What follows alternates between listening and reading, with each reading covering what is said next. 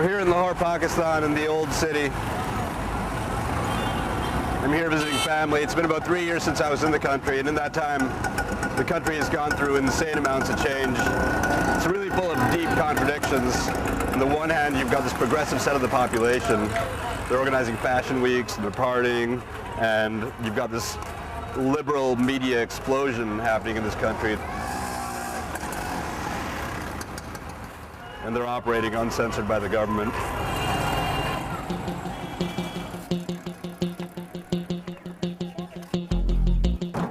On the other side, you've got the Taliban. They've been infiltrating the entire country, attacking police stations and government buildings in a recent wave of violence.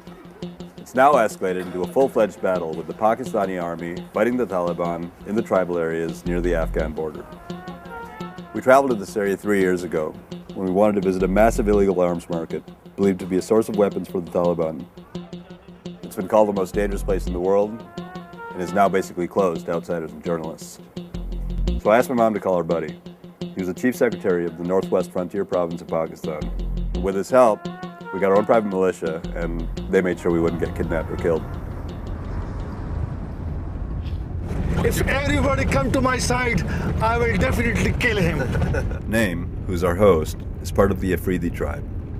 He was born and raised there and now works as a protocol officer for the government. He put it together for us. He got us through, dealt with a huge amount of bureaucracy, and got the militia to cover us as we went through the market. Is this loaded? Yes, this is loaded, but they lock. They locked it. Where's the lock? This is the gateway of Khyber Pass, and from here the Khyber Pass is started. It's the most historic pass in the history of the world. The Aryans came through, the Mongols came through, the British Army came through and got destroyed. Special place. Special place for special people. Oh, thanks, buddy.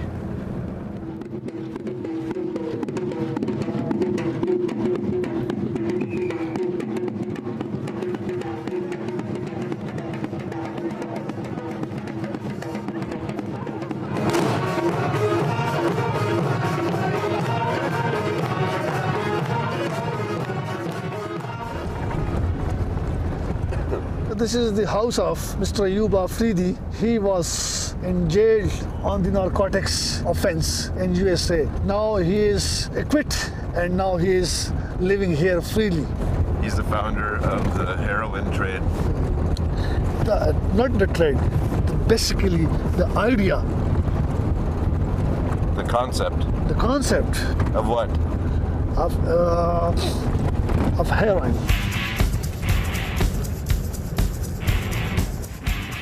Don't lose my hat, man. It's my father's hat. I will try my best. It's a very special Italian I will hat. try my best. Oh, God. No! After Khyber, we went into Dara. That's where the arms market is. So when you were explaining to the officials what we wanted to do, Yeah. the old man started laughing when you said we wanted to shoot guns and maybe buy some guns. Yeah. I think he liked that idea. He liked that idea. He was laughed. Yeah, He was laughed. He was laughed. Yeah. People of this area believe many sons and a lot of guns.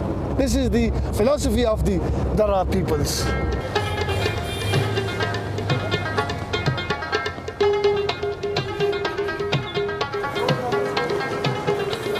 This is definitely the largest illegal arms market in the world. There's another one in Pakistan, it's not quite as big. And the story is that during the 80s, the Soviet-Afghan war was happening. All the scrap metal from all the broken down tanks and guns that they would find, they would bring it back over and then replicate firearms. First they will show you how the gun is making, how the bullet is making. Then they show you the shooting area.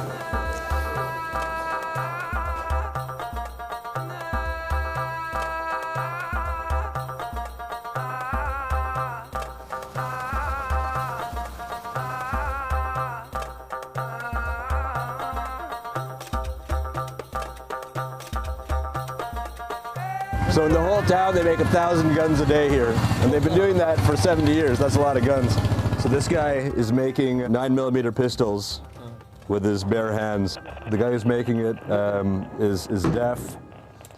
It's a Mauser, but it says made as China by Norinco. This is the cartridge. He has no tongue. 1,050 rupees price. 3,050 rupees? Price. We're hearing lots of guns being shot around us, and they're just checking to make sure that the guns work. And they're doing it with live ammo. What I'm wondering is, they shoot it up in the air. Where do the bullets fall? This one is one of the big and popular shop in this gun market. It's time to go gun shopping.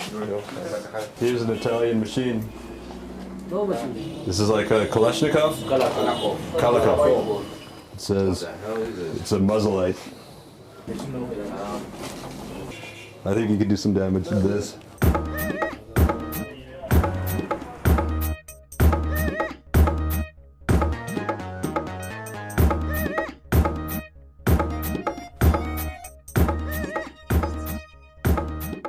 The original Khyber rifle. So in 1857, the British gave the Afghanis 10,000 of these. I don't even know where to cock this thing. Where do you put the bullet in? It's Oh, you put it in a musket. A musket, right? You put it in. Nazi gun. German. World War II. Nazi gun. Pure evil in my hand.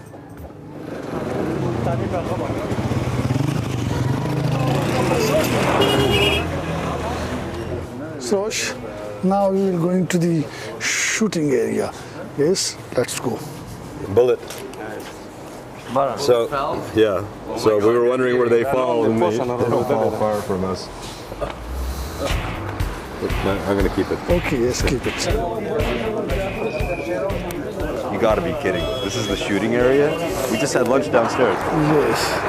All right, let's do this. I'm shooting the enemies in the hills. I've never done this before. It's a Kalashnikov, and I'm kind of nervous. I see my target. I got him. Yeah.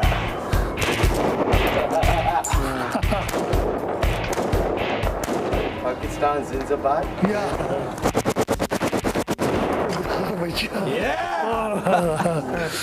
America thought that by sending in troops to Afghanistan and the Pakistani army into the tribal areas, they'd be able to squash the Taliban uprising.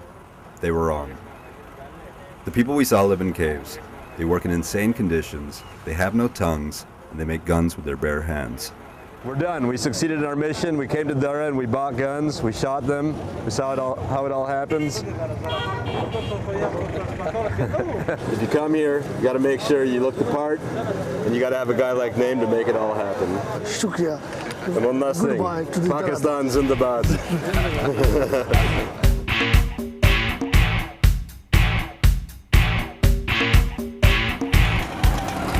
3 years ago, when we filmed in Dara, after we left, the government basically shut it down.